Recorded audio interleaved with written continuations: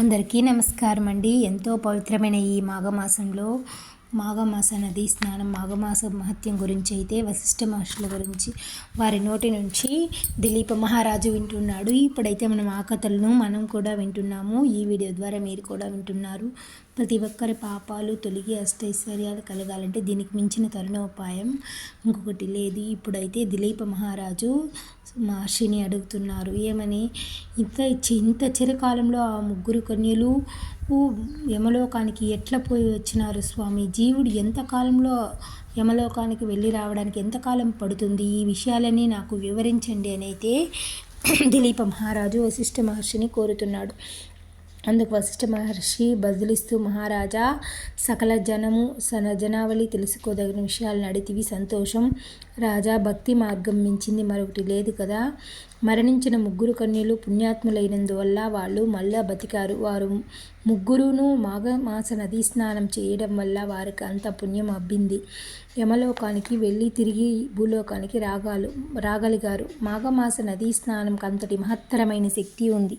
దీనికి నిదర్శనంగా ఒక వృత్తాంతం, ఒక కథ చెప్పేదను విను అని అయితే చెప్తాడు వశిష్ఠ మహర్షి.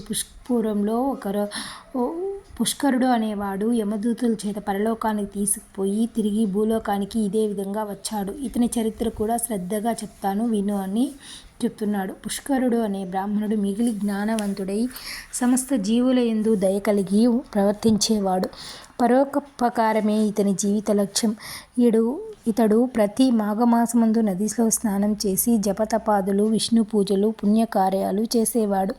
మాఘమాస వ్రత దీక్షాపరుడై సదా భగవంతుని సేవ ఎందే కాలం గడిపేవాడు. భజనలు, భగవన్నామ సంకీర్తనలు చేసేవాడు. ఇతడు శ్రీమన్నారాయణ్ణి పరమ భక్తుడుగా ప్రసిద్ధికెక్కాడు. ఆయనకి ఎంతో ఇష్టమైన భక్తుడుగా పేరు చెందాడు. ఒకనాడు యమలోకంలో యముడు పుష్కరుని ప్రాణాలు తీసుకురండని తన భటులైన యమదూతలకు ఆజ్ఞాపించారు. యమకింకలు సరేనని ముందుకు పోయి పుష్కరుని ప్రాణాలు తీసుకురావడానికి యమలోకానికి వెళ్ళి యమధర్మరాజు ముందు తీసుకొని వచ్చి పుష్కరుని నిలిపి, తండ్రి, మీ ఆజ్ఞ ప్రకారం పుష్కరుని ప్రాణాలు తెచ్చాం. ఈ జీవికి ఏ శిక్ష విధించాలో సెలవీయండి, అమలు పరుస్తామని అన్నారు. ఆహాకారాలు చేస్తున్న యమలోకానికి ఎత్తించిన బ్రహ్మ తేజతో ప్రకాశించుచున్న ఆ పుష్కరుని చూసి యమధర్మరాజు చూసి, ఆహా, ఏమి ఇది? నా వద్ద కూడా ఇతడు ఇంత ప్రకాశవంతంగా వెలిగిపోతున్నాడే అని అనుకుని బ్రహ్మ తేజస్సుతో వెలిగిపోతున్న ఆ పుష్కరుణ్ణి తన పక్కనే కూర్చొని ఒకంత అతని తెరపారా చూసెను. అసలు విషయాన్ని గ్రహించిన యమధర్మరాజు భయంతో పుష్కరుని చూసి గడగడ వణికిపోయాడు. అంతటా ఆగ్రహంతో, చిత్రగుప్త, ఏమిది? పాపిష్టివాడైన పుష్కరుని ప్రాణాలు కొని తెమ్మంటే పరమభక్తాగ్రేసుడు, విష్ణు పూజ పరుడైన పుణ్యమూర్తి అయిన ఈ పుష్కరుని తీసుకువచ్చావేంటి? నాకు ఇదెంత అవుబాటు తెప్పిస్తుందో, నాకెంత చెడ్డ పేరు తెప్పిస్తుందో కదా. అసలే విష్ణు భక్తుడు. విష్ణు దూతలు ఈ విషయం గ్రహించకముందే ఇతన్ని సగౌరవంగా భూలోకానికి పంపివేయండి. ఓరి మూర్ఖభ్రష్టులారా, పాపిష్టి పుష్కరుడనేవాడు ఆ గ్రామం ముందే ఇంకొకడున్నాడు. అతన్ని తెమ్మంటే పుణ్యాత్ముడైన ఈ పుష్కరుని తెచ్చినారేంట్రా? మీ వల్ల నా గౌరవం నశిస్తుంది కదరా అంటూ శీఘ్రమే పుణ్యాత్ముడైన బ్రహ్మ తేజస్సుతో ప్రకాశిస్తున్న పుష్కరుణ్ణి క్షమాపణలు చెప్పి మా పొరపాటును మన్నించమని వేడుకుని మీరిక భూలోకానికి వెళ్ళవచ్చు అని అయితే అంటాడు యమధర్మరాజు. పుణ్యాత్ముడైన పుష్కరుడు కూడా యమభటులు చేసిన తప్పిదానికి విచారించి, సరే యమధర్మరాజు, ఎలాగూ యమలోకానికి వచ్చాను కదా, ఇక్కడ విశేషాలన్నీ చూసి పోయేదను అన్నాడు. అసలే తప్పిదం జరిగిపోయింది, యముడు ఒప్పుకోక చస్తాడా? సరేనని ఒప్పుకున్నాడు. పుష్కరుడు యమలోకమందలి వింతలు, విశేషాలు, నలుదిక్కల నరులు పడుతున్న యమదూత యాతనలను ధర్మయుక్తంగా శిక్షించి యమలోక శిక్షా స్మృతిని, అన్ని విశేషాలంటినీ ఆకలింపు చేసుకున్నాడు. నరులు అనుభవిస్తున్న శిక్షలను చూడలేక భయపడి బిగ్గరగా శ్రీహరి శ్రీహరి అంటూ హరినామ సంకీర్తన చేయ మొదలుపెట్టాడు. పుష్కరుడు చేసే హరినామ సంకీర్తనలు విన్న పాపులందరూ తమ పాపాల నుండి విముక్తులు కాసాగారు.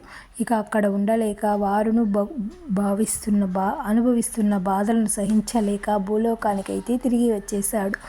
మరి ఇంత విష్ణు భక్తితో మెలగసాగాడు.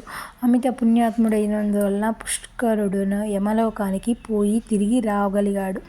అత్యంత పుణ్యాత్ములైన వారికి మాత్రమే ఇది అయితే సాధ్యమవుతుంది. తర్వాత మృగశృంగుడు, ఓ దిలీప మహారాజా, వింటివి కదా, ఈ మాఘమాసంలో నదీ స్నానం చేసి విష్ణు పూజలు చేస్తే మనం యమలోకానికి తిరిగిపోయి కూడా మనం తిరిగి అయితే భూలోకానికి వచ్చేంత శక్తి వస్తుంది.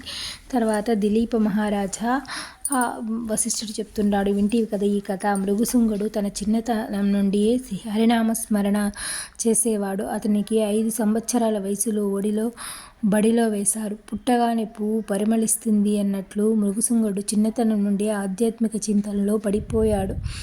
శ్రీమన్నారాయణుడు సేవలందు తరించసాగాడు. చదువులో కూడా ప్రథముడుగా నిలిచేవాడు. సకల విద్యా పారంగతుడు అయిన. విద్యాభ్యాసం పూర్తయిన తర్వాత తల్లిదండ్రుల అనుమతితో దేశాటన చేయటం సంకల్పించాడు. అనేక నదులలో స్నానం చేస్తూ మాఘమాస ఫలం కూడా సంపాదించాడు.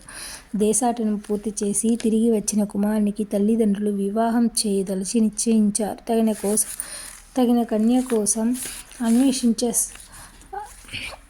అన్వేషించారు కదా. కానీ మృగశృంగుడు తానొక కన్యను ప్రేమించానని, ఆమెనే పెండ్లాడేదని తెలిపాడు. తల్లిదండ్రులు కుమారుని మనోనిశ్చయం కాదనలేక తన ఇష్ట ప్రకారమే ఒక మంచి ముహూర్తం చూసి మృగశృంగునికి సుశీలనిచ్చి వివాహం చేశారు. ఇక మిగిలిన సుశీల స్నేహితులు ఇద్దరూ కూడా మృగశృంగుని చూచి, మృగశృంగా, మా స్నేహితులకు సుశీలను ప్రేమించి పెళ్లి చేసుకున్నావు, మరి మా గతేంటి, మేమేమవ్వాలి, కావున మమ్మల్ని కూడా ఈ ముహూర్తానికే నీవు వివాహం ఆడాలి, మా ఇద్దరిని నిరాశపరచద్దు అన్నారు. మృగశృంగుడు ససేమిరా నేను చేసుకోను అన్నాడు. అసంభవం అన్నాడు. అయినా ఇద్దరు కన్యలు తాము పట్టిన పట్టు విడవలేదు. ఒక భార్యతోనే సంసారం చేయుట ధర్మమని, 3 భామలతో కాపురం చేయుట తగదని, మంచిది కాదని నచ్చచెప్పాడు. కానీ ఆ సందేహాన్ని గ్రహించిన ఆ 2 కన్యలు మృగశృంగునితో ఒక్కనికి ఒక్కరే భార్య ఉండుట వలనే నియమం ఎక్కడా లేదు. దశరథునికి 3 భార్యలు లేరా? శ్రీకృష్ణుడికి ఏకంగా 8 మంది భార్యలు వివాహం ఆడలేదా? అంతెందుకు ఆదిశంకరునికి గంగా, గౌరీ అని 2 భార్యలు లేరా? వారికి లేని అభ్యంతరం నీకెందుకు అంటూ ఆ కన్యలిద్దరూ మృగశృంగునికి ఉక్కిరి. ఈ వీడియో నచ్చితే లైక్ చేసి సబ్స్క్రైబ్ చేసుకోండి. Thank you for